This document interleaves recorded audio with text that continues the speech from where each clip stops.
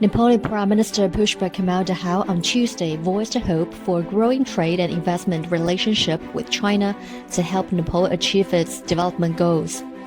Addressing the inaugural session of the Nepal-China Investment and Business Forum 2023 held in Kathmandu, the Prime Minister noted that China remains Nepal's second largest trading partner and the largest source of foreign direct investment. We believe that phenomenal economic progress achieved by our neighbor would open up the wider avenues of opportunity for Nepal to grow and prosper through expansion of export trade and enhanced level of inward investment. He also lauded China's latest move to list Nepal as a priority destination for Chinese tourists. Following the inaugural session of the forum, Chinese and Nepali business delegates had interactions and discussions.